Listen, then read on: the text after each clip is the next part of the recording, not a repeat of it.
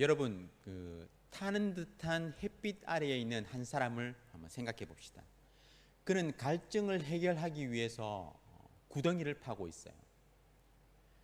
바싹 마른 땅에서 얼마간의 빗물을 모을 것을 생각하면서 웅덩이를 파고 있는 것이죠. 만약 근처에 샘물이 없다면 웅덩이를 파는 것은 그가 할 수 있는 가장 최선의 방법일 것입니다. 하지만 만약 샘물이 근처에 있는데 그것을 알지 못한 채 웅덩이를 파고 있다면 우리는 그 사람을 안타깝게 생각하겠죠. 이는 참 애처로운 상황입니다.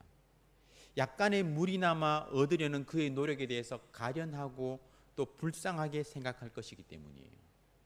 하지만 근처에 풍부한 샘물이 있는 것을 알면서도 그것을 무시한 채 샘물을 무시한 채 웅덩이를 파고 있다면 우리는 그 사람을 향해서 어리석다라고 이야기할 것입니다. 물의 근원으로부터 의도적으로 등을 돌리고 웅덩이를 파고 있다면 그것은 정말 미련하고 어리석은 행동이기 때문이에요. 오늘 우리는 그러한 상황을 말씀을 통해서 보게 됩니다. 40년의 광야 생활을 거쳐서 가나안에 정착한 그 이스라엘 백성들의 삶을 보면 정말 너무나도 실망스럽고 또 안타깝고 어리석다라고 이야기할 수 있습니다. 그들의 삶은 여호와로부터 등을 돌리고 가나안의 우상을 따르는 그런 삶이었습니다. 가나안에 정착해서 농사를 짓게 된 이스라엘은 시간이 지날수록 가나안의 농경 문화에 적응을 했고 또 그 농경 문화를 위한 우상 숭배에 빠져들게 되었습니다. 사사기를 통해서 알 수 있는 이스라엘 백성의 삶은 이렇습니다. 그들은 하나님 안에서 샬롬, 그 평안을 누리게 되었죠. 하지만 그 누리는 평안 가운데 우상을 섬기면서 하나님을 배반하고 그로 인해서 하나님의 징계를 경험하게 됩니다. 하지만 이스라엘 백성들은 그 징계 가운데 하나님께 부르짖죠. 회개하면서 부르짖습니다. 그러면 하나님은 그 부르짖음 가운데 응답하시면서 그들을 불쌍히 여기셔서 다시 그들을 용서하시고 평안을 허락하십니다. 하지만 이스라엘 백성들은 그 누리는 평안 가운데 다시 범죄하게 되고 그로 인해서 징계를 받고 또 부르짖고 하나님께서 용서하시고 이러한 삶이 계속해서 반복이 돼요. 사사기를 보면 이러한 반복적인 사이클이 7번이나 나타납니다. 그런데 안타까운 사실은요, 이러한 반복이 사사기에만 나오는 것이 아니라 이스라엘 백성, 이스라엘의 전체 역사 그리고 오늘날 우리의 삶에도 계속해서 반복된다는 것입니다. 이처럼 하나님을 떠난 이스라엘 백성들을 향해서 하나님은 책망하시고 심지어 너희 자손들과도 싸우겠다라고 말씀하시죠. 이 같은 심판의 이유가 오늘 본문 13절에서 분명히 나타나고 있습니다. 내 백성이 2가지 악을 행하였나니 라고 말씀하죠. 이 2가지 악이 무엇입니까? 생수의 근원 대신 하나님을 버린 것과 스스로 웅덩이를 판 것입니다. 생수의 근원 대신 하나님을 모른다는 것이 아니라 그 하나님을 버렸다라는 거예요. 마치 앞의 이야기에서처럼 샘물이 있는 것을 모른 채 웅덩이를 파는 것이 아니라 샘물이 있는 것을 알면서도 그것을 버리고 자신이 스스로 웅덩이를 파는 것입니다. 이스라엘은 생수의 근원 대신 하나님을 소유하고 그 하나님을 따랐던 때가 있었습니다. 하지만 지금 그들은 하나님을 버리고 스스로 웅덩이를 파는 것이죠.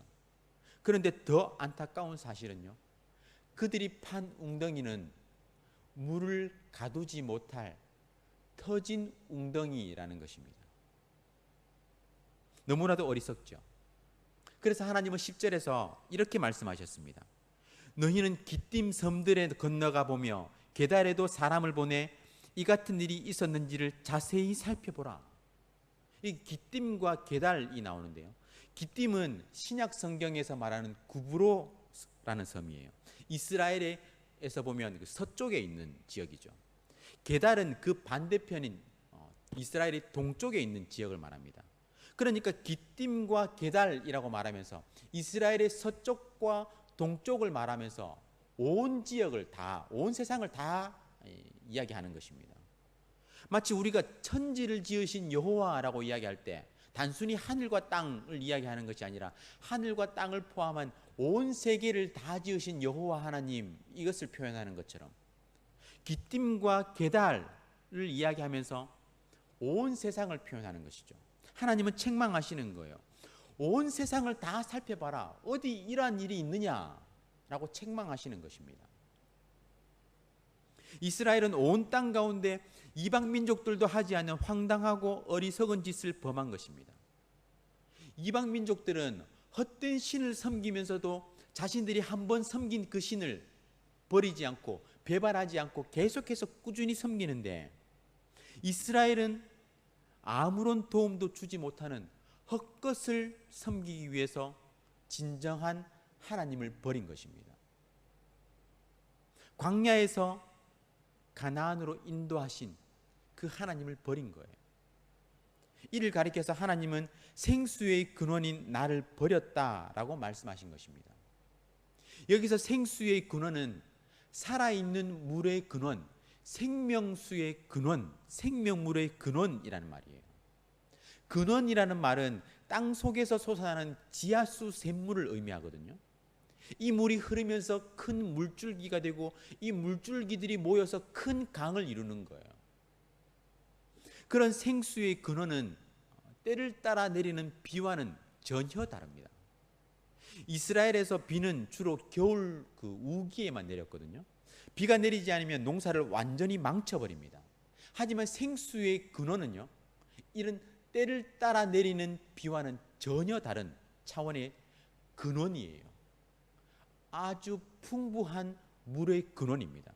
늘 풍족한 거예요. 이와 비슷한 표현이 어디에 나오냐면 시편 36편 9절에 나오는데요. 이렇게 말씀합니다. 진실로 생명의 원천이 주께 있사오니. 오늘 본문은 그 시편 기자가 말한 이 생명의 원천, 생명의 근원을 물에 빗대어서 표현한 거예요. 따라서 하나님께서 생수의 근원이 되신다는 것은 시기나 장소에 상관없이 언제 어디서나 무한히 넘쳐 흐르는 그 생수의 복, 곧 생명의 복을 주신다는 그러한 선언인 것입니다. 하지만 이스라엘은 이러한 생수의 근원을 버렸습니다. 그리고 스스로 그 웅덩이를 팠어요. 물이 없이는 누구도 살 수 없기 때문에 생수의 근원을 버린 사람은 자신만의 웅덩이를 파게 되어 있습니다. 물이 없으면, 오늘날도 마찬가지지만 고대 근동에서는 물은 곧 생명을 의미했거든요. 생수의 근원을 버린 사람은 자신만의 물을 찾기 위해서 웅덩이를 파게 되어 있다는 거예요. 물이 늘 부족한 이스라엘에서는 겨울 우기 동안에 내리는 그 물을 저장하기 위해서 어떤 저장고를 만들었습니다. 집집마다 그런 물 저장소를 만들었는데요. 주로 집안 역할을 하는 바위를 파서 만드는데 여러 겹의 회벽으로 방수치를 해가지고 물이 빠져나가지 못하도록 그렇게 하는 거예요. 하지만 튼튼하게 만든 물 저장소라 할지라도 어딘가에 금이 가고 튼튼하지 못해서 결국은 물이 새게 되는 그러한 일이 생겼던 거예요. 모아둔 물이 빠져나가는 터진 웅덩이가 되고 마는 것이죠. 이스라엘이 판 웅덩이가 그러한 터진 웅덩이였다는 것입니다. 생수의 근원을 버리고 그들은 갈증 가운데 나일강 물을 얻어 마시려고 애굽길에 서서 헤맸습니다. 서성거렸어요. 유브라데의 하수로 해결하려고 아수르에서 기웃거렸습니다. 역사적으로 남유다는 바벨론의 공격으로 위기에 처했을 때 생명의 근원 대신 그들의 피난처 대신 하나님을 버리고 애굽을 의지하고 아수르를 의지했던 거예요. 애굽과 아수르의 군대와 군사와 말을 의지했던 것입니다. 하나님을 믿고 의지하는 삶에서 떠나서 애굽과 아수르의 그 강한 군대, 그것을 의지하면서 그들의 도움을 구했던 것이죠. 그러나 애굽과 아수르 또한 하나님께서 버린 카드였습니다. 애굽과 아수르도 바벨론에 멸망당했거든요. 얼마 버티지 못하고 바벨론에 패하고 말았습니다. 유다 왕국도 결국은 그렇게 되었죠. 말 그대로 생수의 근원을 버리고 스스로 웅덩이를 팠지만 애써 판 그 웅덩이는 깨진 웅덩이, 터진 웅덩이였던 것입니다. 우리의 삶에 있어서도 마찬가지입니다. 예수님은 나를 믿는 자는 그 배에서 생수의 강이 흘러나리라 말씀하셨어요. 왜냐하면 예수님은 생수의 근원, 생명의 강되시기 때문이에요. 하지만 예수님을 떠난 인간은 생수의 근원을 대체할 무언가를 스스로 찾아다니게 되어 있습니다. 갈증을 느끼기 때문이에요. 목마르기 때문입니다. 그렇기 때문에 예수님을 떠난 사람은 어떤 헛된 것을 찾고 우상을 찾아다니면서 자신만의 만족을 위해서 그렇게 헤매고 다닌다는 거예요. 스스로 웅덩이를 파는 것이죠. 자신의 힘으로 생명을 유지해 보려고 최선을 다하며 애쓰는 것입니다. 하지만 생수의 근원 되신 하나님을 버린 삶은 결국에는 터진 웅덩이일 뿐인 것입니다. 14절의 말씀과 같이 애굽의 종살이에서 해방시키신 그 하나님을 버린 이스라엘은 결국은 바벨론의 종살이를 다시 경험하게 되는 것입니다. 여러분들은 그 근원을, 생수의 근원을 붙잡고 살아가고 계십니까? 그 생수의 근원에 뿌리를 내리면서 살아가고 계신가요?